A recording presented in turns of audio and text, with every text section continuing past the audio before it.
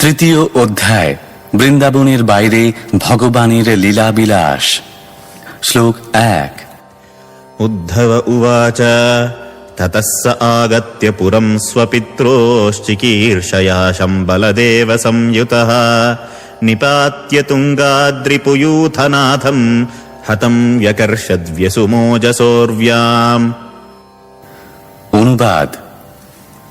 শ্রী উদ্ধব বললেন, তারপর শ্রীকৃষ্ণ বলদেব সহ মথুরাপুরীতে গিয়ে তাঁদের পিতামাতার আনন্দ বিধানের জন্য জনসাধারণের নেতা কংসকে তার সিংহাসন থেকে টেনে এনে মহাবলে তাকে ভূমিতে ফেলে হত্যা করেছিলেন।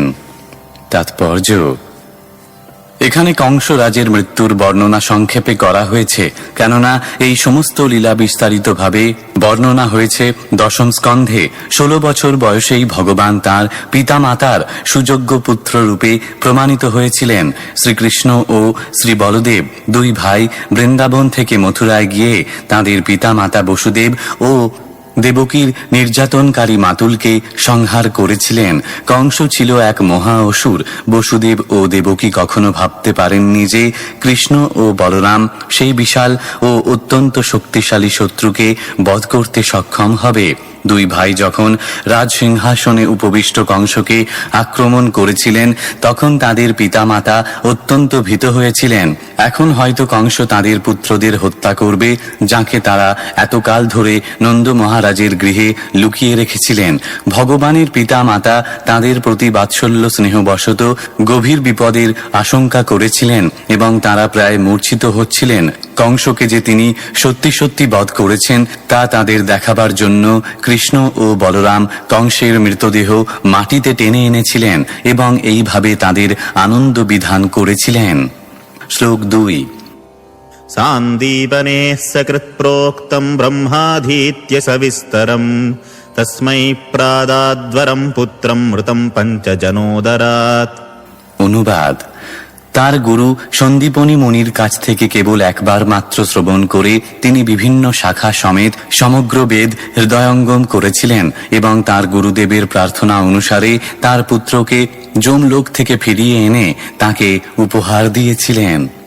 তাৎপর্য: পরমেশ্বর ভগবানই কেবল একমাত্র তার গুরুদেবের মুখ থেকে শ্রবণ করার ফলে সমস্ত বৈদিক জ্ঞানের সমস্ত শাখায় দক্ষ হতে পারেন। এমন কেউ নেই যে যমলোকে চলে যাবার পর মৃত শরীরকে পুনরুজ্জীবিত করতে পারে। কিন্তু শ্রীকৃষ্ণ যমলোকে গিয়ে তার গুরু সান্দীপনী মুনির মৃত পুত্রকে পুনরায় ফিরিয়ে এনে তাকে গুরুদক্ষিণা দিয়েছিলেন। ভগবান সমস্ত বৈদিক শাস্ত্রে পূর্ণরূপে অভিজ্ঞ, কিন্তু তা সত্ত্বেও বৈদিক জ্ঞান শিক্ষা লাভ করার জন্য সদ্গুরুর কাছে যাওয়ার আবশ্যকতা এবং সেবা ও দক্ষিণার দ্বারা গুরুদেবের সন্তুষ্টি বিধান করার দৃষ্টান্ত স্থাপন করে জনসাধারণকে শিক্ষা দিয়েছিলেন। তিনি নিজে এই প্রথা অনুসরণ করেছিলেন। ভগবান তার গুরু সান্দীপনী মুনির সেবা করতে চেয়েছিলেন এবং সেই মুনি ভগবানের শক্তি সম্বন্ধে ভালোভাবে অবগত থাকার ফলে তার কাছ থেকে এমন কিছু চেয়েছিলেন যা অন্য কারোর পক্ষে সম্ভব ছিল না।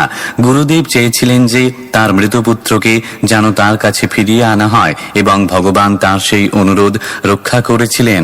এইভাবে আমরা দেখতে পাই যে কেউ যখন ভগবানের কোন রকম সেবা করেন, ভগবান তার প্রতি কৃতজ্ঞ থাকেন। যে সমস্ত ভক্ত সর্বদাই ভগবানের প্রেমময়ী সেবা সম্পাদনে নিযুক্ত, তারা ভক্তির প্রগতির পথে কখনোই নিরাশ হন না। শ্লোক 3। সমাহুতা ভীষ্মকন্যয়া য়ে শ্রিয়ঃসবর্ণেন বুভূষয়ৈষাম গান্ধর্ববৃত্ত্যা মিশতাম স্বভাগম জহ্রে পদম মূর্ধ্নি দধৎসুপর্ণঃ। অনুবাদ। রাজা ভীষ্মকের কন্যা রুক্মিণীর সৌন্দর্য ও সৌভাগ্যে আকৃষ্ট হয়ে বহু রাজা এবং রাজপুত্র তাকে বিবাহ করার জন্য স্বয়ংবর সভায় উপস্থিত হয়েছিলেন, কিন্তু শ্রীকৃষ্ণ সেই সমস্ত রাজাদের মস্তকে পদক্ষেপ করে গরুর যেভাবে অমৃত কলস নিয়ে গিয়েছিল ঠিক সেইভাবে রুক্মিণীকে হরণ করেছিলেন। তাৎপর্য: মহারাজ ভীষ্মকের কন্যা রুক্মিণী ছিলেন লক্ষ্মী দেবীরই মতো আকর্ষণীয়া, কেননা তিনি গায়ের বর্ণে এবং মূল্যে ছিলেন সোনারই মতো মূল্যবান। যেহেতু লক্ষ্মী দেবী হচ্ছেন পরমেশ্বর ভগবানের সম্পত্তি, তেমনি রুক্মিণীও ছিলেন শ্রীকৃষ্ণেরই জন্য।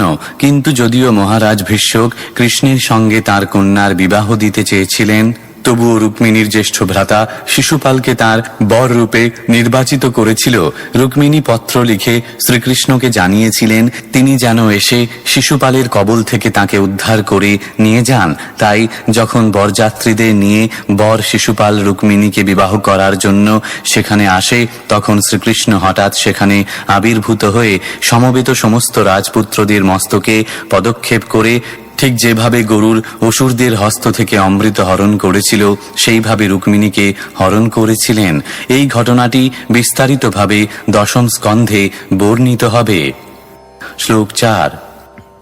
ককুদ্মিনোদ্ধনসোদমিত্বা স্বয়ংবরে নাগ্নজতিমুবাহ তদ্ভগ্নমানাপি গৃধ্যতো জ্ঞান জঘ্নে ক্ষতঃ শস্ত্রভৃতস্বশস্ত্রৈঃ। অনুবাদ: অবিদ্ধ নাশা 7টি বৃষকে দমন করে তিনি রাজকুমারী নাগ্নজিতিকে স্বয়ংবরে বিবাহ করেছিলেন। যদিও ভগবান কন্যা রত্নটিকে জয় করেছিলেন, তবুও সেই রাজকন্যার পানি গ্রহণে অভিলাষী তার প্রতিদ্বন্দ্বীরা তার বিরুদ্ধে অস্ত্র ধারণ করেছিলেন এবং তার ফলে তাদের মধ্যে সংগ্রাম হয়েছিল। অস্ত্র শস্ত্রে সুসজ্জিত ভগবান তাদের সকলকে হত্যা করেছিলেন অথবা আহত করেছিলেন, কিন্তু তিনি নিজে অক্ষত ছিলেন। শ্লোক 5। প্রিয়ম প্রভুর্গ্রাম্য ইব প্রিয়ায়া বিধিৎসুরার্চ্ছদ্যতরুম যদর্থে বজ্র্যাদ্রবত্রম সগণোরুষান্ধঃ ক্রীড়ামৃগো নূনময়ম বধূনাম। অনুবাদ: সাধারণ মানুষ যেভাবে পত্নীর প্রীতি সাধন করে, তেমনি তার পত্নীকে সন্তুষ্ট করার জন্য শ্রীকৃষ্ণ স্বর্গ থেকে পারিজাত বৃক্ষ হরণ করে নিয়ে এসেছিলেন। স্বর্গের দেবরাজ ইন্দ্র তার পত্নীর প্ররোচনায় ভগবানের সঙ্গে যুদ্ধ করার জন্য তার সমগ্র সামরিক শক্তি সহ তার পিছু পিছু ধাবিত হয়েছিল।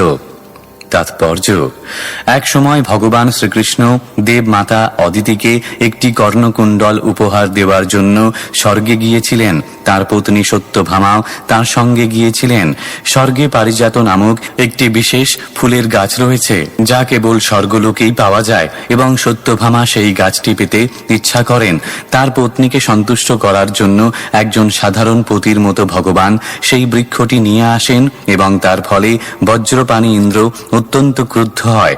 ইন্দ্রের পত্নীরা তাকে ভগবানের সঙ্গে যুদ্ধ করতে অনুপ্রাণিত করেছিল এবং ইন্দ্র স্ত্রৈণ ও মূর্খ হওয়ার ফলে তাদের কথা শুনে শ্রীকৃষ্ণের সঙ্গে যুদ্ধ করার সাহস করেছিল। এই ঘটনায় ইন্দ্রের মূর্খতা প্রমাণিত হয়েছিল, কেননা সে ভুলে গিয়েছিল যে সবকিছুই ভগবানের সম্পত্তি। ভগবান যদিও স্বর্গ থেকে পারিজাত বৃক্ষ হরণ করেছিলেন, তাতে কোনো অন্যায় হয়নি, কিন্তু ইন্দ্র স্ত্রৈণ হওয়ায় শচী আদি সুন্দরী স্ত্রীগণ কর্তৃক বশীভূত হওয়ার ফলে স্বভাবতই সেই মূর্খে পরিণত হয়েছিল। স্ত্রৈণরা সাধারণত মূর্খ হয়েই থাকে। ইন্দ্র মনে করেছিল যে কৃষ্ণ হচ্ছেন একজন স্ত্রৈণপতি, যিনি তার পত্নী সত্যভামার ইচ্ছা পূরণের জন্য স্বর্গের সম্পদ হরণ করেছিলেন, এবং তাই ইন্দ্র মনে করেছিল সে শ্রীকৃষ্ণকে দণ্ডদান করতে পারবে। সে ভুলে গিয়েছিল যে ভগবান হচ্ছে সবকিছুর মালিক এবং তাই তিনি কখনো স্ত্রৈণ হতে পারেন না। ভগবান সম্পূর্ণরূপে স্বতন্ত্র এবং তার ইচ্ছার প্রভাবেই কেবল তিনি সত্যভামার মতো শত সহস্র পত্নীর পানি গ্রহণ করতে পারেন। তাই সত্যভামা সুন্দরী পত্নী ছিলেন বলে তিনি তার প্রতি আসক্ত ছিলেন না। পক্ষান্তরে তিনি তার প্রেমময় সেবায় প্রসন্ন হয়েছিলেন এবং তার ভক্তের অনন্য ভক্তির প্রতিদান দিতে চেয়েছিলেন। শ্লোক 6। সুতম হৃদেখম বপুষাগ্রসন্তম দৃष्ट्वा সুনাভোন্মদিতম ধরিত্র্যা আমন্ত্রিতস্তত্তনয়ায় শেষম দত্ত্বা তদন্তঃ পুরমাবিবেশ। অনুবাদ: ধরিত্রীর পুত্র নরকাসুর সমগ্র গগনমণ্ডল তার শরীরের দ্বারা গ্রাস করতে চেয়েছিল এবং সেই জন্য যুদ্ধে ভগবান তাকে হত্যা করেন। তার মাতা তখন ভগবানের কাছে প্রার্থনা করেছিলেন, তার ফলে নরকাসুরের রাজ্য তিনি তার পুত্রকে ফিরিয়ে দেন এবং তারপর তিনি সেই অসুরের অন্তঃপুরে প্রবেশ করেছিলেন। তাৎপর্য: অন্য পুরাণে বর্ণিত হয়েছে যে নরকাসুর ছিল ধরিত্রীর গর্ভজাত ভগবানেরই পুত্র, কিন্তু বানাসুরের অসৎ সঙ্গ প্রভাবে সে অসুরে পরিণত হয়েছিল। নাস্তিকদের বলা হয় অসুর এবং সাধু চরিত্রের মাতা পিতার পুত্র অসৎ সঙ্গের প্রভাবে যে অসুরে পরিণত হতে পারে তা সত্য। সৎ হওয়ার ব্যাপারে জন্মই সর্বদা কারণ নয়। সৎসঙ্গের সংস্কৃতিতে শিক্ষিত না হলে কেউ সৎ হতে পারে না। শ্লোক 7। তত্রাহৃতাস্তা নরদেবকন্যাः কুজেন দৃष्ट्वा হরিমার্তবন্ধুম উত্থায় সদ্যো জগৃহুঃ প্রহর্ষা व्रीडानुरागप्रहितावलोकैः। অনুবাদ: নরকাসুর কর্তৃক অপহৃতা রাজকন্যারা আর্তবন্ধু শ্রীহরিকে দর্শন করে তৎক্ষণাৎ উঠে দাঁড়িয়ে অত্যন্ত আনন্দ, লজ্জা ও অনুরাগযুক্ত দৃষ্টির দ্বারা তাঁকে পতিরূপে গ্রহণ করেছিলেন। তাৎপর্য: নরকাসুর বহু মহান রাজাদের কন্যাদের অপহরণ করে তার প্রাসাদে বন্দী করে রেখেছিল, কিন্তু তাকে বধ করে ভগবান যখন তার অন্তঃপুরে প্রবেশ করেছিলেন তখন সমস্ত রাজকন্যারা আনন্দে উৎফুল্ল হয়ে উঠেছিলেন। তারা নিজেদের ভগবান শ্রীকৃষ্ণের কাছে পত্নীরূপে অর্পণ করেছিলেন, কেননা ভগবানই আর্তদের একমাত্র বন্ধু। ভগবান তাদের গ্রহণ না করলে তাদের বিবাহের কোনো সম্ভাবনা ছিল না, কেননা নরকাসুর কর্তৃক তাদের পিত্রালয় থেকে অপহৃত হওয়ার ফলে কেউই তাদের বিবাহ করতে রাজি হতো না। বৈদিক সমাজে কন্যা পিতার সংরক্ষণ থেকে পতির সংরক্ষণে স্থানান্তরিত হয়। যেহেতু এই রাজকন্যারা পিতার সংরক্ষণ থেকে অপহৃত হয়েছিলেন, তাই স্বয়ং ভগবান ছাড়া তাদের অন্য কোনো পতি লাভ করা কঠিন হতো। শ্লোক 8। आसां मुहूर्त एकस्मिन्नानागारेषु योषितां सविधं जगृहे पाणीननुरूपस्वमायया। অনুবাদ: শ্রীকৃষ্ণ তার অন্তরঙ্গা শক্তির প্রভাবে নানা গৃহে অবস্থিত সেই সমস্ত রাজকন্যাদের অনুরূপ ভিন্ন ভিন্ন প্রকার রূপ ধারণ করে একই সময়ে শাস্ত্রবিধি মতে তাঁদের বিবাহ করেছিলেন। তাৎপর্য: ব্রহ্ম সংহিতায় অধ্যায় 5 শ্লোক 33 ভগবান শ্রীকৃষ্ণের অনন্ত অংশের বর্ণনা করা হয়েছে। अद्वैतमच्युतमनादिमनन्तरूपमाद्यं पुराणपुरुषं नवयौवनं च वेदेषु दुर्लभमदुर्लभमात्मभक्तौ गोविन्दमादिपुरुषं तमहं भजामि। আমি সেই আদি পুরুষ গোবিন্দকে ভজনা করি, যিনি হচ্ছেন পরমেশ্বর ভগবান। তিনি তার অনন্ত রূপধারী অংশ থেকে অভিন্ন, যারা সকলে অচ্যুত, অনাদি, অনন্ত এবং শাশ্বত রূপ সম্পন্ন। যদিও তিনি আদি পুরুষ এবং সবচাইতে প্রাচীন, তবুও সর্বদাই নবযৌবন সম্পন্ন। তার অন্তরঙ্গা শক্তির প্রভাবে ভগবান বিভিন্ন প্রকার স্বয়ং প্রকাশ রূপে এবং পুনরায় প্রাভব ও বৈভব রূপের বিস্তার করতে পারেন। এই সমস্ত রূপ পরস্পর থেকে অভিন্ন। বিভিন্ন মহলে রাজকুমারীদের সঙ্গে বিবাহ করার জন্য ভগবান শ্রীকৃষ্ণ যেই রূপ গ্রহণ করেছিলেন, সেই রূপ প্রতিটি রাজকুমারীর অনুরূপতার বিচারে পরস্পর থেকে কিঞ্চিত ভিন্ন ছিল। তাদের বলা হয় ভগবানের বৈভব বিলাস রূপ এবং তাদের প্রকাশ হয় ভগবানের অন্তরঙ্গা শক্তি যোগমায়ার দ্বারা। শ্লোক 9। तास्वपत्यान्यजनयदात्मतुल्यानि सर्वतः एकैकस्यां दश दश प्रकृतेर्विबुभूषया। অনুবাদ: তার অপ্রাকৃত রূপে নিজেকে বিস্তার করার জন্য ভগবান তাদের প্রত্যেকের গর্ভে ঠিক তার নিজের মতো গুণসম্পন্ন 10টি পুত্র উৎপাদন করেছিলেন। শ্লোক 10। कालमागधशाल्वादीननीकैरुन्धतः पुरम् अजीघनत् स्वयं दिव्यं स्वपुंसां तेज आदिशत्। অনুবাদ: কাল যবন মগধরাজ জরাসন্ধ এবং শাল্ব সসৈন্যে মথুরাপুরী অবরোধ করেছিল, তখন ভগবান তার ভক্তদের তেজ প্রদর্শন করার জন্য তাদের বধ করেননি। তাৎপর্য: কংসের মৃত্যুর পর কালযবন, জরাসন্ধ এবং শাল্ব যখন সসৈন্যে মথুরা অবরোধ করেছিল, তখন লীলাচ্ছলে ভগবান মথুরাপুরী থেকে পালিয়ে গিয়েছিলেন। তাই তার একটি নাম রণছোড়। প্রকৃতপক্ষে ভগবান তার নিজজন মুচুকুন্দ এবং ভীমের মতো ভক্তদের দ্বারা তাদের বধ করতে চেয়েছিলেন। কালযবন ও মগধরাজ জরাসন্ধকে বধ করেছিলেন। যথাক্রমে মুচুকুন্দ ও ভীম, যারা ভগবানের প্রতিনিধি রূপে কাজ করেছিলেন, এই প্রকার কার্যকলাপের দ্বারা ভগবান তার ভক্তদের শক্তি প্রদর্শন করতে চেয়েছিলেন, যেন তিনি নিজে যুদ্ধ করতে অক্ষম, কিন্তু তার ভক্তরা তাদের বধ করতে সক্ষম। তার ভক্তদের সঙ্গে ভগবানের সম্পর্ক অত্যন্ত মধুর। প্রকৃতপক্ষে ব্রহ্মার অনুরোধে পৃথিবীর অবাঞ্ছিত অসুরদের সংহার করার জন্য ভগবান অবতরণ করেছিলেন, কিন্তু এই প্রকার মহান কার্যের গৌরবের অংশ ভোগ করার জন্য তিনি তার ভক্তদেরও এই কার্যে নিযুক্ত করেন, যাতে তারাও গৌরব অর্জন করতে পারেন। ভগবান নিজেই কুরুক্ষেত্রের যুদ্ধের আয়োজন করেছিলেন, কিন্তু তার ভক্ত অর্জুনকে যুদ্ধের জয়ের গৌরব প্রদান করার জন্য তিনি তার রথের সারথি হয়েছিলেন, যাতে অর্জুন যোদ্ধার অভিনয় করার সুযোগ পান এবং কুরুক্ষেত্রের যুদ্ধের নায়ক হতে পারেন। তিনি তার অপ্রাকৃত পরিকল্পনার মাধ্যমে যা করতে চান তা তিনি তার অন্তরঙ্গ ভক্তদের মাধ্যমে সম্পাদন করেন। তার শুদ্ধ অনন্য ভক্তদের প্রতি ভগবান এইভাবে তার কৃপা প্রদর্শন করেন। শ্লোক 11। शम्बरं द्विविधं बाणं मुरं बल्वलमेव च अन्यांश्च दन्तवक्रादीनवधीत्कांश्च घातयत्। অনুবাদ: সম্বর, দ্বিবিধ বাণ, মূর, বলবল ও দন্তবক্র আদি বহু অসুরদের কয়েকজনকে তিনি নিজে বধ করেন এবং অন্যদের শ্রী বলদেব ইত্যাদির দ্বারা বধ করিয়েছিলেন। শ্লোক 12। अथ ते भ्रातृपुत्राणां पक्षयोः पतितान् नृपान् चचाल भूः कुरुक्षेत्रं येषामापततां बलैः।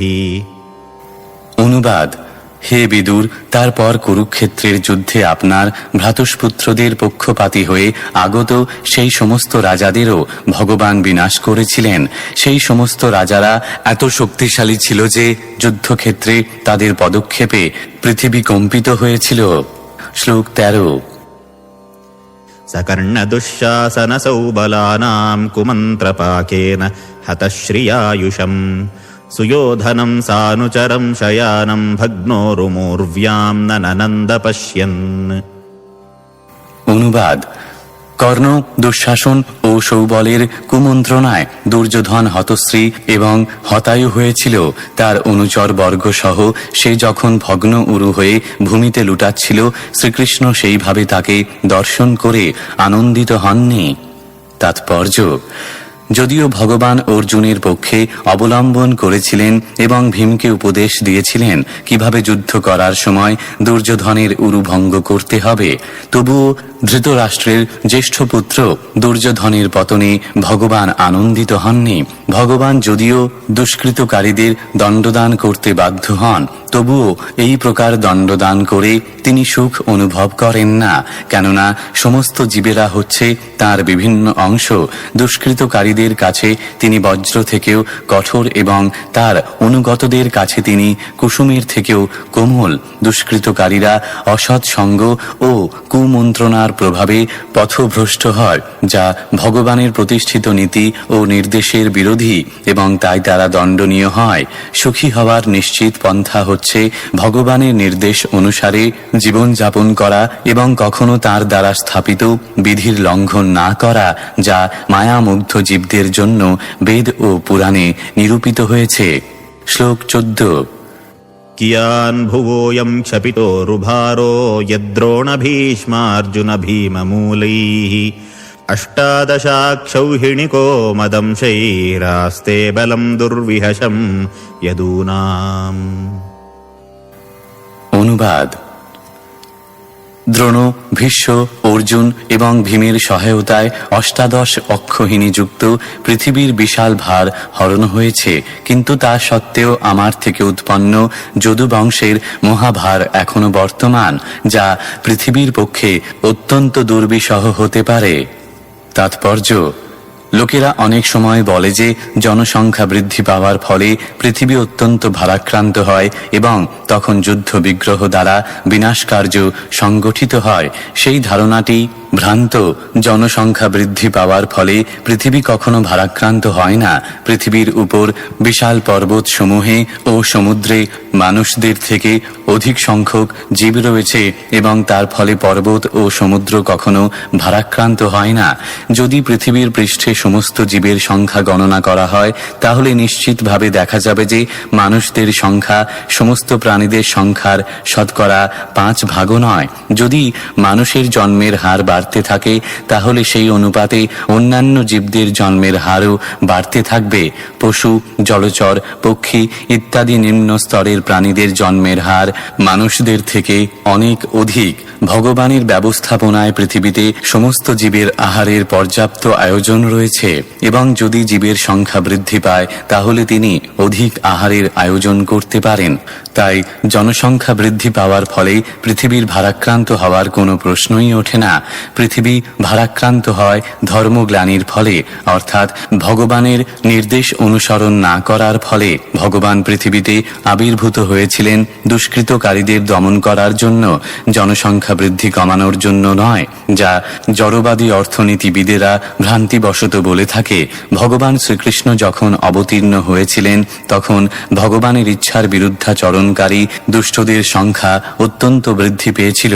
জড় সৃষ্টি ভগবানের ইচ্ছা পূর্তির জন্য হয়েছে।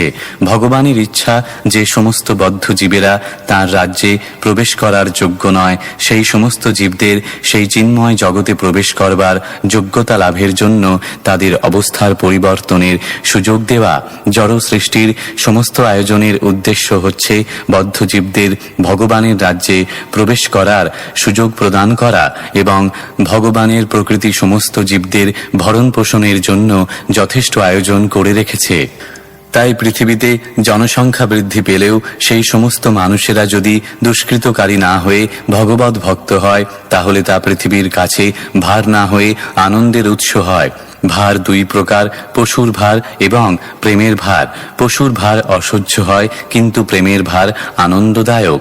শ্রীল বিশ্বনাথ চক্রবর্তী ঠাকুর প্রেমের ভার অত্যন্ত ব্যবহারিকভাবে বর্ণনা করেছেন। তিনি বলেছেন যে যুবতী পত্নীর কাছে পতির ভার, মায়ের কোলে শিশুপুত্রের ভার এবং ব্যবসায়ীর কাছে ধনের ভার। যদিও প্রকৃতপক্ষে ওজনের পরিপ্রেক্ষিতে ভার স্বরূপ, তবুও সেগুলি হচ্ছে আনন্দের উৎস এবং এই প্রকার ভারী বস্তুর অনুপস্থিতিতে বিচ্ছেদের ভার অনুভূত হতে পারে, যা প্রেমের ভার থেকে অনেক বেশি ভারী। যখন ভগবান শ্রীকৃষ্ণ পৃথিবীর উপর যদুবংশের ভারের উল্লেখ করেছিলেন, সেই ভার পশু ভার ছিল না।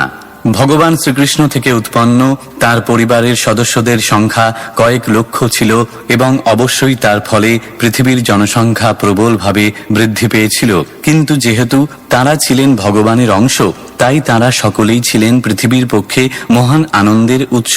ভগবান যখন পৃথিবীর ভারের সম্পর্কে তাদের উল্লেখ করেন, তখন তিনি অচিরেই তাদের তিরোধানের বিষয় মনে করেছিলেন। ভগবান শ্রীকৃষ্ণের পরিবারের সমস্ত সদস্যেরা ছিলেন বিভিন্ন দেবতাদের অবতার এবং ভগবানের সঙ্গে সঙ্গে তাঁদেরও অন্তর্ধান হবার কথা। ভগবান যখন যদুবংশের সম্পর্কে পৃথিবীর অসহ্য ভারের উল্লেখ করেছিলেন, তখন তিনি তাদের বিচ্ছেদ ভারের ইঙ্গিত করেছিলেন। শ্রীল জীব গোস্বামীও এই সিদ্ধান্ত প্রতিপন্ন করেছেন। শ্লোক 15। মিথো যदैषां ভবিতা বিবাদো মধ্বা মদাতাম রবিলোচনানাম নৈষাম বধোপায় ইয়ানতোন্যো ময়্যুদ্যতেন্তর্দধতে স্বয়ং স্মা। অনুবাদ: যখন সেই যাদবেরা মধুপানে উন্মত্ত হয়ে আরক্ত লোচনে পরস্পরের সঙ্গে কলহে প্রবৃত্ত হবে, তখন সেই বিবাদী তাদের বিনাশের কারণ হবে। অন্য আর কোনো উপায়ে তা সম্ভব নয়। আমাদের অন্তর্ধানের পর তা ঘটবে। তাৎপর্য: ভগবান এবং তার পার্শ্বদেরা তাঁরই ইচ্ছার প্রভাবে আবির্ভূত এবং তিরোহিত হন। তাঁরা প্রকৃতির নিয়মের অধীন নন। ভগবানের পরিবারের সদস্যদের মারবার শক্তি কারোরই ছিল না এবং প্রকৃতির নিয়ম অনুসারে তাদের প্রাকৃত মৃত্যুরও কোনো সম্ভাবনা ছিল না। তাই তাদের তিরোভাবের একমাত্র উপায় ছিল পরস্পরের মধ্যে যুদ্ধের অভিনয় করা, যেন তারা মদিরা পান করে নেশাচ্ছন্ন হয়েছিলেন। সেই তথাকথিত যুদ্ধ হয়েছিল ভগবানের ইচ্ছায়, তা না হলে তাদের পরস্পরের মধ্যে যুদ্ধ করার কোনো কারণই ছিল না। ঠিক যেমন অর্জুনকে পারিবারিক আসক্তিতে মোহাচ্ছন্ন করা হয়েছিল এবং তার ফলে ভগবদ গীতার উপদেশ দেওয়া হয়েছিল, তেমনি ভগবানের ইচ্ছায় যাদবেরা মদিরা পানে প্রমত্ত হয়েছিলেন। তাছাড়া আর কিছু নয়। ভগবানের ভক্ত এবং পার্শ্বদেরা সম্পূর্ণরূপে শরণাগত আত্মা। এইভাবে তারা সকলেই ভগবানের হাতে অপ্রাকৃত ক্রীড়নক এবং ভগবান তার ইচ্ছা অনুসারে তাদের ব্যবহার করতে পারেন। ভগবানের শুদ্ধ ভক্তেরাও ভগবানের এই প্রকার লীলা উপভোগ করেন। তারা সর্বদাই তার আনন্দ বিধান করতে চান। ভগবানের ভক্তেরা কখনো তাদের স্বতন্ত্র ব্যক্তিত্ব আরোপ করেন না। পক্ষান্তরে তাদের স্বতন্ত্র সত্তা নিয়ে তারা ভগবানের ইচ্ছার পূর্তি সাধন করেন এবং ভগবান ও তার ভক্তের মধ্যে এই সহযোগিতার ফলে ভগবানের লীলার পূর্ণ পটভূমিকা নির্মিত হয়। শ্লোক 16। एवं सञ्चित्य भगवान् स्वराज्ये स्थाप्य धर्मजम् नन्दयामास सुहृदः साधूनाम् आत्मदर्शयन्। অনুবাদ। ভগবান শ্রীকৃষ্ণ এইভাবে মনে মনে চিন্তা করে ধর্মপুত্র যুধিষ্ঠিরকে তার রাজ্যে স্থাপন করে এবং সাধুদের বর্ত প্রদর্শন করে সুহৃদদের আনন্দ বিধান করেছিলেন। শ্লোক 17। उत्तरायाम् धृतः पूरोर्वंशः साध्वभिमन्युना स वै द्रौण्यस्त्रसम्प्लुष्टः पुनर्भगवता धृतः। অনুবাদ। পুরু বংশধরের যে ভ্রূণটি মহাবীর অভিমন্যু কর্তৃক তার পত্নী উত্তরার গর্ভে সংস্থাপিত হয়েছিল, তা দ্রোণপুত্র অশ্বত্থামার ব্রহ্মাস্ত্রে দগ্ধ হয়েছিল, কিন্তু পরবর্তীকালে ভগবান তা পুনরায় রক্ষা করেছিলেন। তাৎপর্য: মহান যোদ্ধা অভিমন্যু কর্তৃক উত্তরা গর্ভবতী হওয়ার পর পরীক্ষিতের যে ভ্রূণ শরীরটি বিকশিত হচ্ছিল তা অশ্বত্থামার ব্রহ্মাস্ত্রে দগ্ধ হয়েছিল, কিন্তু ভগবান শ্রীকৃষ্ণ উত্তরার গর্ভে তাকে দ্বিতীয় শরীর প্রদান করেন এবং এইভাবে পুরুবংশ রক্ষা পেয়েছিল। এই ঘটনা প্রত্যক্ষভাবে প্রমাণ করে যে শরীর এবং চিৎস্ফুলিঙ্গ বা জীব পরস্পর থেকে ভিন্ন। পুরুষের বীর্য সঞ্চারের ফলে জীব যখন কোনো স্ত্রীর গর্ভে আশ্রয় গ্রহণ করে তখন পুরুষ ও স্ত্রীর ক্ষরণের মিশ্রণ হয় এবং মটর দানার আকারে এক শরীর নির্মিত হয় এবং ক্রমশ তা এক পূর্ণাঙ্গ শরীর রূপে বিকশিত হয়। কিন্তু যদি বিকাশশীল ভ্রূণ কোনোভাবে নষ্ট হয়ে যায় তখন জীবকে দ্বিতীয় শরীরে অথবা অন্য কোনো স্ত্রীর গর্ভে আশ্রয় গ্রহণ করতে হয়। যে বিশেষ জীব মহারাজ পুরু বা পাণ্ডবদের বংশধর হওয়ার জন্য মনোনীত হয়েছিলেন তিনি সাধারণ জীব ছিলেন না। শ্রীকৃষ্ণের অপ্রাকৃত ইচ্ছায় তিনি মহারাজ যুধিষ্ঠিরের উত্তরাধিকারী হওয়ার ভাগ্য লাভ করেছিলেন। তাই অশ্বত্থামা যখন উত্তরার গর্ভস্থ মহারাজ পরীক্ষিতের ভ্রূণ নষ্ট করেছিল তখন ভগবান মহাবিপদগ্রস্ত ভাবী পরীক্ষিত মহারাজকে শুধুমাত্র দর্শন দেওয়ার জন্যই তার অন্তরঙ্গা শক্তির প্রভাবে উত্তরার গর্ভে তার অংশের দ্বারা প্রবেশ করেন। উত্তরার গর্ভে আবির্ভূত হয়ে ভগবান শ্রীকৃষ্ণ শিশুটিকে অভয় দান করেন এবং তার সর্বশক্তিমত্তার দ্বারা তাকে এক নতুন শরীর দান করে সর্বতোভাবে তাকে রক্ষা করেন। তার সর্বব্যাপক শক্তির দ্বারা ভগবান শ্রীকৃষ্ণ উত্তরা এবং পাণ্ডব পরিবারের অন্যান্য সদস্যদের বাইরে ও ভিতরে বিরাজমান ছিলেন। শ্লোক 18। अयाजयद्धर्मसुतमश्वमेधैस्त्रिभिर्विभुः सोऽपि क्ष्मामनुजैरक्षन् रेमे कृष्णमनोरथः। অনুবাদ। পরমেশ্বর ভগবান শ্রীকৃষ্ণ ধর্মপুত্র যুধিষ্ঠিরকে দিয়ে 3টি অশ্বমেধ যজ্ঞ সম্পাদন করিয়েছিলেন এবং মহারাজ যুধিষ্ঠিরও সর্বদা পরমেশ্বর ভগবান শ্রীকৃষ্ণের অনুবর্তী হয়ে তার কনিষ্ঠ ভ্রাতাদের সহায়তায় পৃথিবী পালন করে আনন্দে কাল যাপন করেছিলেন। তাৎপর্য: মহারাজ যুধিষ্ঠির ছিলেন পৃথিবীর সম্রাট পরম্পরার আদর্শ প্রতিনিধি, কেননা তিনি ছিলেন শ্রীকৃষ্ণের একনিষ্ঠ ভক্ত। বেদে উল্লেখ করা হয়েছে যে ভগবান হচ্ছেন সমগ্র সৃষ্টির অধীশ্বর। এই জড় সৃষ্টির উদ্দেশ্য হচ্ছে বদ্ধ জীবদের ভগবানের সঙ্গে শাশ্বত সম্পর্কের পুনঃপ্রতিষ্ঠা করে তাদের প্রকৃত আলোয় ভগবত ধামে ফিরে যাবার সুযোগ দেওয়া। জড় জগতের সমস্ত ব্যবস্থা সেই কার্যক্রম বা পরিকল্পনা সম্পাদনের জন্য আয়োজিত হয়েছে। যারা সেই পরিকল্পনা লঙ্ঘন করে তাদের প্রকৃতির নিয়মে দণ্ডভোগ করতে হয়, কেননা প্রকৃতি ভগবানের আদেশ অনুসারে কার্য করে। পৃথিবীর রাজা হিসেবে মহারাজ যুধিষ্ঠিরকে অভিষিক্ত করা হয়েছিল ভগবানের প্রতিনিধি স্বরূপ। রাজা সর্বদাই ভগবানের প্রতিনিধি। আদর্শ রাজাকে পরমেশ্বর ভগবানের পরম ইচ্ছার প্রতিনিধিত্ব করতে হয় এবং এই সিদ্ধান্ত অনুসারে মহারাজ যুধিষ্ঠির ছিলেন একজন আদর্শ সম্রাট।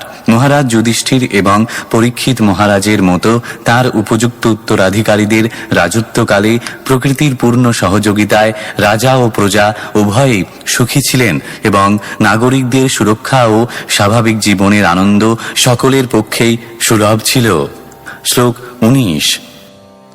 भगवानपि विश्वात्मा लोकवेदपदानुगः कामान् सिषेवेद्वावर्त्यामसक्तः साङ्ख्यमास्थितः। অনুবাদ। বিশ্ব অন্তর্যামী ভগবানও দ্বারকাপুরীতে অবস্থান করে বৈদিক সিদ্ধান্ত অনুসারে জীবনযাপন করে আনন্দ আস্বাদন করেছিলেন। তিনি সাংখ্য দর্শনের নির্দেশ অনুসারে জ্ঞান এবং বৈরাগ্যে অবস্থিত ছিলেন। তাৎপর্য: মহারাজ যুধিষ্ঠির যখন পৃথিবীর সম্রাট ছিলেন তখন শ্রীকৃষ্ণ ছিলেন দ্বারকার রাজা এবং তাই তিনি দ্বারকাধীশ নামে পরিচিত ছিলেন।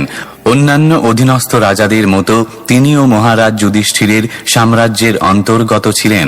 যদিও শ্রীকৃষ্ণ হচ্ছেন সমগ্র সৃষ্টির পরম সম্রাট, তবুও তিনি যখন এই পৃথিবীতে বিরাজ করছিলেন তখন তিনি কখনো বৈদিক নির্দেশ লঙ্ঘন করেননি, কেননা সেগুলি হচ্ছে মানব জীবনের পথপ্রদর্শক। বৈদিক সিদ্ধান্ত অনুসারে মানব জীবন সাংখ্য দর্শনের জ্ঞানের উপর প্রতিষ্ঠিত। সেই অনুসারে নিয়ন্ত্রিত জীবনই হচ্ছে জীবনের আবশ্যকতা সমূহ উপভোগের বাস্তবিক মার্গ। এই প্রকার জ্ঞান অনাসক্তি এবং আচার অনুষ্ঠান ব্যতীত তথাকথিত মানব সভ্যতা, আহার পান এবং বিবাহের মাধ্যমে পশুর মতো আনন্দ উপভোগের জীবন ছাড়া আর কিছু নয়। ভগবান তার ইচ্ছা অনুসারে স্বতন্ত্রভাবে আচরণ করেছিলেন, তবুও তাঁর ব্যবহারিক উদাহরণের দ্বারা তিনি অনাসক্তি এবং জ্ঞানের সিদ্ধান্তের বিরুদ্ধে জীবনযাপন না করার শিক্ষা প্রদান করেছিলেন। সাংখ্য দর্শনে বিস্তারিতভাবে আলোচনা করা হয়েছে যে জীবনের প্রকৃত সিদ্ধি হচ্ছে জ্ঞান এবং বৈরাগ্য অর্জন করা। জ্ঞানের অর্থ হচ্ছে মানব জীবনের উদ্দেশ্য যে জড়জাগতিক দুঃখের নিবৃত্তি, সেই সম্বন্ধে অবগত হওয়া এবং সুনিয়ন্ত্রিতভাবে দেহের প্রয়োজনগুলি মিটানো সত্ত্বেও এই প্রকার পাশবিক জীবন ধারণ থেকে বিরত থাকা অবশ্য কর্তব্য। দেহের দাবিগুলি মেটানোই পশু জীবন, আর চিন্ময় আত্মার উদ্দেশ্য সাধনই হচ্ছে মানব জীবনের প্রকৃত লক্ষ্য। শ্লোক 20। स्निग्धस्मितावलोकेन वाचा पीयूषकल्पया चरित्रेणानवद्येन श्रीनिकेतेन चात्मना। অনুবাদ। ভগবান শ্রীকৃষ্ণ তাঁর স্নিগ্ধ সহাস্য অবলোকন, অমৃততুল্য মধুর বাক্য, নির্দোষ চরিত্র সহ লক্ষ্মী দেবীর নিবাসস্থল স্বরূপ তাঁর অপ্রাকৃত শ্রীবিগ্রহে সেখানে বিরাজমান ছিলেন। তাৎপর্য: পূর্ববর্তী শ্লোকে বর্ণনা করা হয়েছে যে সাংখ্য দর্শনের তত্ত্বে স্থিত হওয়ার ফলে ভগবান শ্রীকৃষ্ণ জড় বিষয়ের প্রতি সম্পূর্ণ অনাসক্ত। এই শ্লোকে আবার বর্ণনা করা হয়েছে যে তিনি হচ্ছেন সৌভাগ্যের অধিষ্ঠাত্রী লক্ষ্মী দেবীর নিবাসস্থল। এই দুটি তত্ত্ব পরস্পর বিরোধী নয়। ভগবান শ্রীকৃষ্ণ নিকৃষ্টা জড়া প্রকৃতির বৈচিত্র্যের প্রতি অনাসক্ত, কিন্তু চিন্ময় প্রকৃতি বা অন্তরঙ্গা প্রকৃতিতে তিনি নিত্য আনন্দ উপভোগ করেন। যারা মূর্খ তারা বহিরঙ্গা এবং অন্তরঙ্গা প্রকৃতির পার্থক্য বুঝতে পারে না। ভগবদ গীতায় অন্তরঙ্গা শক্তিকে পরা প্রকৃতি বলে বর্ণনা করা হয়েছে। বিষ্ণু পুরাণেও শ্রীবিষ্ণুর অন্তরঙ্গা শক্তিকে পরাশক্তি বলে বর্ণনা করা হয়েছে। ভগবান কখনো পরাশক্তির সঙ্গের প্রতি অনাসক্ত নন। এই পরাশক্তি এবং তার প্রকাশ ব্রহ্ম সংহিতায় অধ্যায় 5 শ্লোক 37 আনন্দ চিন্ময় রস প্রতিভা বিতাভি রূপে বর্ণিত হয়েছে। ভগবান নিত্য আনন্দময় এবং এই প্রকার অপ্রাকৃত আনন্দ থেকে উৎপন্ন রস সম্বন্ধে পূর্ণরূপে অবগত। নিকৃষ্টা জরা প্রকৃতির বৈচিত্র্যকে পরিত্যাগ করার অর্থ এই নয় যে চিৎ জগতের অপ্রাকৃত আনন্দকেও পরিত্যাগ করতে হবে। তাই ভগবানের স্নিগ্ধতা, তার স্মিত হাসি, চরিত্র এবং তার সঙ্গে সম্পর্কিত সবকিছুই অপ্রাকৃত। অন্তরঙ্গা শক্তির এই প্রকাশ বাস্তব। তার প্রতিবিম্ব যে জরা প্রকৃতি তা ক্ষণস্থায়ী এবং প্রকৃত জ্ঞানের মাধ্যমে সকলেরই তার প্রতি অনাসক্ত থাকা উচিত। শ্লোক 21 ইমং লোকমমুং চৈব রময়ন সুতরাম যদূন প্রেমে ক্ষণদয়া দত্ত ক্ষণস্ত্রী ক্ষণসৌহৃদঃ। অনুবাদ: ভগবান শ্রীকৃষ্ণ এই পৃথিবীতে এবং অন্যান্য লোকে, বিশেষ করে যাদবদের সঙ্গে তাঁর লীলাসমূহ উপভোগ করেছিলেন। রাত্রে অবসর সময়ে তিনি তাঁর পত্নীদের সঙ্গে সৌহার্দ্যপূর্ণ দাম্পত্য প্রেম উপভোগ করেছিলেন। তাৎপর্য: ভগবান শ্রীকৃষ্ণ এই জগতে তাঁর শুদ্ধ ভক্তদের সঙ্গে আনন্দ উপভোগ করেছিলেন। যদিও তিনি হচ্ছেন পরমেশ্বর ভগবান এবং সব রকম জড় আসক্তির অতীত, তবুও তিনি এই পৃথিবীতে তাঁর শুদ্ধ ভক্তদের প্রতি গভীর অনুরাগ প্রদর্শন করেছিলেন। ভগবান এই অনুরাগ স্বর্গের সেই সমস্ত দেবতাদের প্রতিও ছিল যারা হচ্ছেন প্রকৃতির বিভিন্ন বিভাগের শক্তিশালী নির্দেশক। তিনি তার পরিবারবর্গ, যদুদের প্রতি এবং তার 16,000 মহিষী যারা রাত্রিতে অবসর সময়ে তার সঙ্গে মিলিত হওয়ার সৌভাগ্য অর্জন করতেন, তাদের সকলের প্রতি বিশেষ অনুরাগ প্রদর্শন করেছিলেন। ভগবানের এই সমস্ত আসক্তি তার অন্তরঙ্গা শক্তির প্রকাশ, যার ছায়া হচ্ছে জরা প্রকৃতি। স্কন্দ পুরাণের প্রভাস খণ্ডে শিব এবং গৌরীর আলোচনা প্রসঙ্গে ভগবানের অন্তরঙ্গা শক্তির প্রকাশের তত্ত্ব প্রতিপন্ন হয়েছে। সেখানে উল্লেখ করা হয়েছে যে তিনি হংস, পরমাত্মা এবং জীবের পালনকর্তা হওয়া সত্ত্বেও 16,000 গোপিকাদের সঙ্গে মিলিত হয়েছিলেন। এই 16,000 গোপী হচ্ছেন 16 প্রকার অন্তরঙ্গা প্রকৃতির প্রকাশ। দশম স্কন্ধে সেই বিষয়ে বিস্তারিতভাবে বিশ্লেষণ করা হবে। সেখানে বর্ণনা করা হয়েছে যে শ্রীকৃষ্ণ ঠিক চন্দ্রের মতো এবং তার অন্তরঙ্গা শক্তিরূপিণী গোপিকারা সেই চন্দ্রের চতুর্দিকে অবস্থিত তারকাবলীর মতো। শ্লোক 22 তস্যৈবং রমমাণস্য সংবৎসরগণান বহূন গৃহমেধেষু যোগেষু বিরাগঃ সমজায়ত। অনুবাদ: এইভাবে ভগবান বহু বছর গৃহস্থ জীবনে প্রবৃত্ত ছিলেন। তারপর প্রপঞ্চে প্রকটিত গৃহস্থ সুলভ ক্ষণভঙ্গুর কামভোগের জীবন থেকে অবসর গ্রহণ করার বাসনা তাঁর পূর্ণরূপে প্রকাশিত হয়েছিল। তাৎপর্য: যদিও ভগবান কখনো কোনো প্রকার জড়জাগতিক যৌন জীবনের প্রতি আসক্ত নন, তবুও সারা জগতের গুরুরূপে তিনি কিভাবে গৃহস্থরূপে জীবনযাপন করতে হয় সেই শিক্ষা দেওয়ার জন্য বহু বছর ধরে গৃহস্থ আশ্রমে অবস্থিত ছিলেন। শ্রীল বিশ্বনাথ চক্রবর্তী ঠাকুর বিশ্লেষণ করে বলেছেন যে সমজায়ত শব্দটির অর্থ হচ্ছে পূর্ণরূপে প্রদর্শিত। এই পৃথিবীতে তার সমস্ত কার্যকলাপের মাধ্যমে ভগবান তার অনাসক্তি প্রদর্শন করেছেন। তা পূর্ণরূপে প্রদর্শিত হয়েছিল যখন তিনি দৃষ্টান্তের দ্বারা শিক্ষা দিতে চেয়েছিলেন যে সারা জীবন ধরে গৃহস্থ জীবনের প্রতি আসক্ত থাকা উচিত নয়। সকলেরই কর্তব্য যথাসময়ে স্বাভাবিকভাবে জড়জাগতিক জীবনের প্রতি অনাসক্ত হওয়া। গৃহস্থ জীবনের প্রতি ভগবানের অনাসক্তির অর্থ এই নয় যে তিনি তার নিত্য পার্ষদ ব্রজগোপিকাদের প্রতি বিরক্ত হয়েছিলেন। প্রকৃতপক্ষে ভগবান তার প্রাপঞ্চিক লীলা সমাপন করার বাসনা করেছিলেন।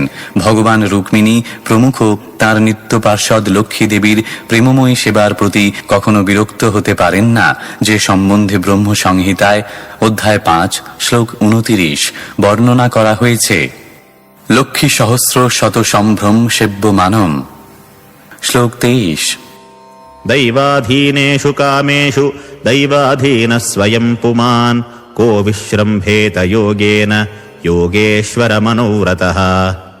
অনুবাদ: প্রত্যেক জীব দৈব কর্তৃক নিয়ন্ত্রিত এবং তার ফলে তার ইন্দ্রিয় সুখ ভোগও সেই দৈবের অধীন। তাই ভক্তিযোগে ভগবানের সেবা করার মাধ্যমে যারা ভগবানের ভক্ত হতে পেরেছেন তারা ছাড়া অন্য কারো পক্ষে ভগবান শ্রীকৃষ্ণের অপ্রাকৃত ইন্দ্রিয়ের কার্যকলাপে শ্রদ্ধা বা প্রীতি স্থাপন করা সম্ভব নয়। তাৎপর্য: ভগবানের যে সমস্ত পার্শ্বদেরা যদু এবং ভোজবংশীয় রাজকুমারদের ভূমিকায় অভিনয় করছিলেন তারা সাধারণ জীব ছিলেন না। তাদের পক্ষে কোনো মহাত্মা বা ঋষিকে অপমান করা সম্ভব নয় এবং ঋষিদের পক্ষেও ভগবানের নিজ বংশধর যদু ও ভোজবংশের রাজকুমারদের বিনোদ ক্রীড়ায় ক্রুদ্ধ হয়ে অভিশাপ দেওয়া সম্ভব নয়। ঋষিগণ কর্তৃক ক্রোধ প্রদর্শন এবং রাজকুমারদের প্রতি অভিশাপ দান ভগবানেরই আরেকটি অপ্রাকৃত লীলা।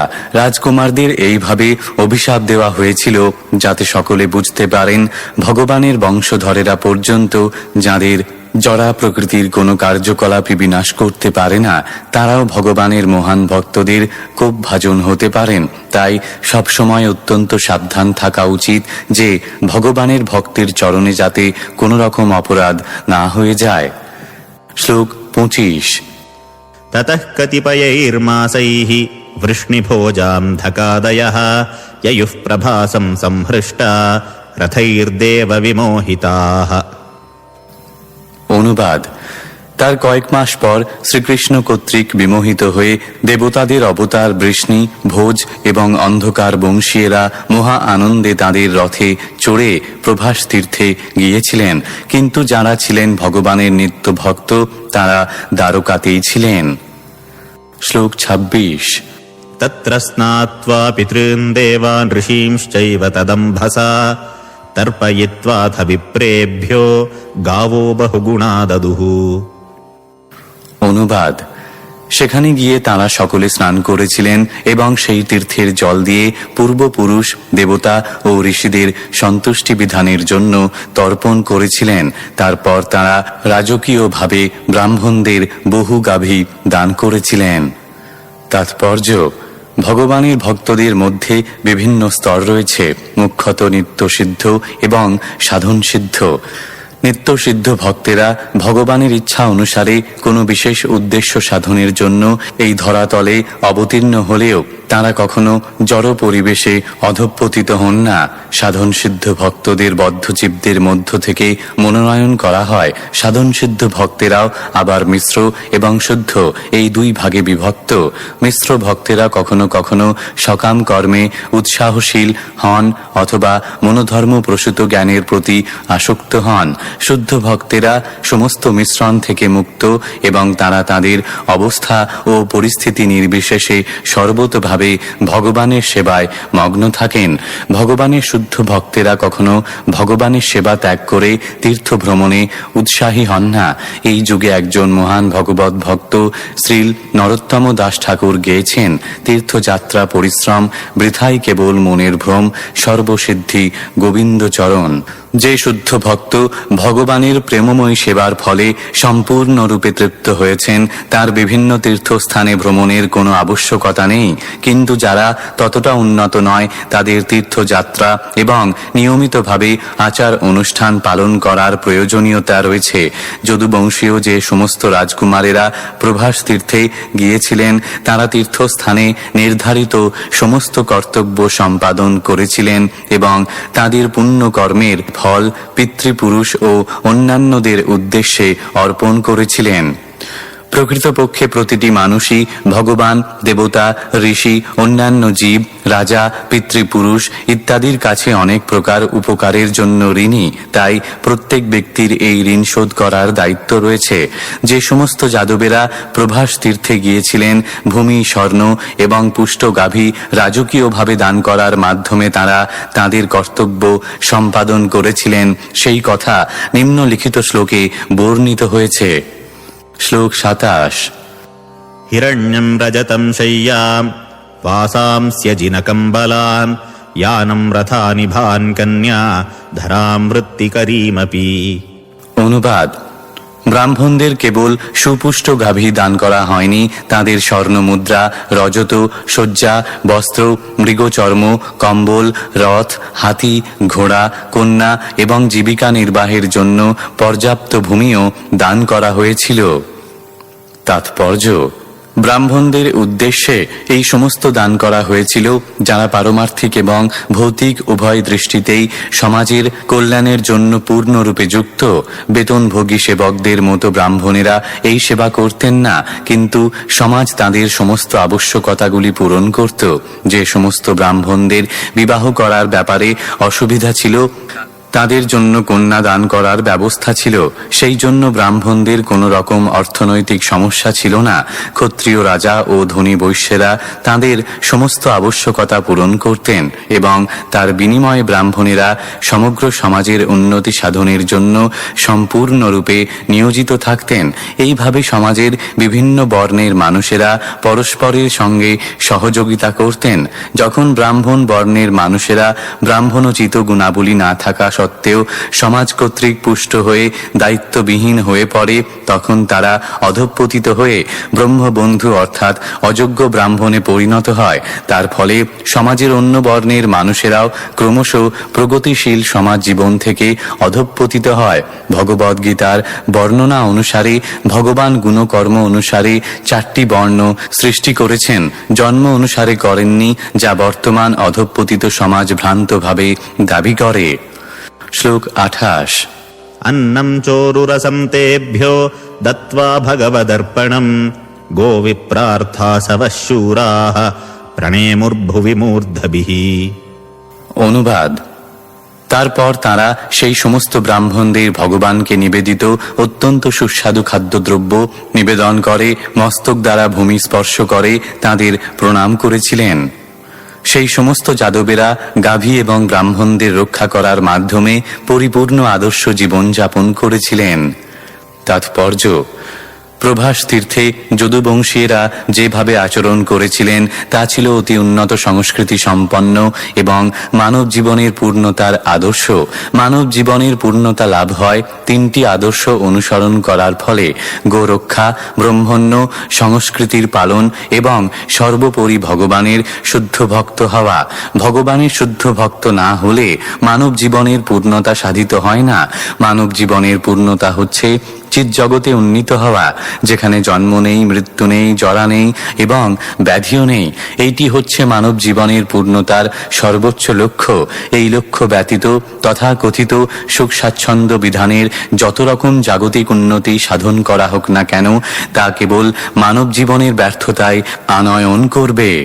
যে খাদ্যদ্রব্য ভগবানকে নিবেদন করা হয়নি তা ব্রাহ্মণ এবং বৈষ্ণবেরা কখনো গ্রহণ করেন না। ভগবানকে নিবেদিত খাদ্যদ্রব্য ভক্তেরা ভগবানের প্রসাদ রূপে গ্রহণ করেন। প্রকৃতপক্ষে ভগবান মানুষ এবং অন্যান্য সমস্ত প্রাণীদের আহার সরবরাহ করেন। মানুষকে সবসময় সচেতন থাকতে হবে যে খাদ্যশস্য, শাকসবজি, দুধ, জল ইত্যাদি জীবনের সমস্ত মুখ্য প্রয়োজনগুলি ভগবান সরবরাহ করছেন এবং এই সমস্ত খাদ্যদ্রব্য কোনো বৈজ্ঞানিক অথবা জড়বাদী তাদের গবেষণাগারে অথবা কলকারখানায় তৈরি করতে পারে না। বুদ্ধিমান শ্রেণীর মানুষদের বলা হয় ব্রাহ্মণ এবং যারা পরম সত্যকে তাঁর পরম সবিশেষ রূপে উপলব্ধি করেছেন তাদের বলা হয় বৈষ্ণব। এই 2 শ্রেণীর মানুষেরাই যজ্ঞের অবশিষ্ট খাদ্য গ্রহণ করেন। যজ্ঞের চরম উদ্দেশ্য হচ্ছে যোগ্য পুরুষ বিষ্ণুর সন্তুষ্টি বিধান করা।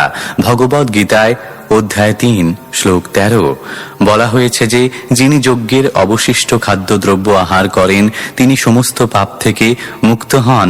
আর যারা নিজের দেহ ধারণের জন্য খাদ্যদ্রব্য রন্ধন করে আহার করে তারা সব রকম পাপ আহার করে, যার ফলে তারা দুঃখ ভোগ করে। প্রভাস তীর্থে যাদবেরা ব্রাহ্মণদের জন্য যে আহার্য তৈরি করেছিলেন তা সব পরমেশ্বর ভগবান শ্রীকৃষ্ণকে নিবেদন করা হয়েছিল। মস্তক মস্তক দ্বারা ভূমি স্পর্শ করে যাদবেরা তাদের প্রণতি নিবেদন করেছিলেন। সমাজের বিভিন্ন বর্ণের মানুষদের সেবায় পূর্ণ সহযোগিতার মাধ্যমে যাদব অথবা বৈদিক সংস্কৃতির অনুগামী দিব্য জ্ঞানের আলোকপ্রাপ্ত যে কোনো পরিবারের সদস্যদের মানব জীবনের সার্থকতা সম্পাদনের শিক্ষা দেওয়া হয়। এখানে উরু রসম শব্দটিও তাৎপর্যপূর্ণ। শস্য, শাকসবজি এবং দুধের দ্বারা শত শত সুস্বাদু খাদ্য সামগ্রী প্রস্তুত করা যায়। এই সমস্ত খাদ্যদ্রব্য সাত্ত্বিক এবং তাই সেগুলি পরমেশ্বর ভগবানকে নিবেদন করা যায়। ভগবদ গীতায় অধ্যায় 9 শ্লোক 26 উল্লেখ করা হয়েছে যে পূর্ণ ভক্তি সহকারে নিবেদিত ফল, ফুল, পাতা ও জল ভগবান গ্রহণ করেন। ভক্তি হচ্ছে ভগবানকে নিবেদন করার একমাত্র মানদণ্ড।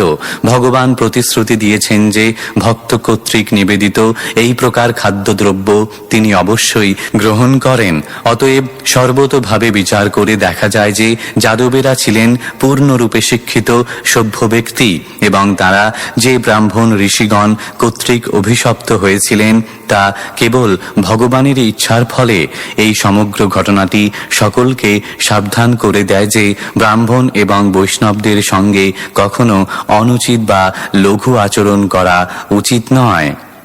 ইতি শ্রীমদ্ ভাগবতের 3য় স্কন্ধের বৃন্দাবনের বাইরে ভগবানের লীলাবিলাস নামক 3য় অধ্যায়ের ভক্তি বেদান্ত তাৎপর্য।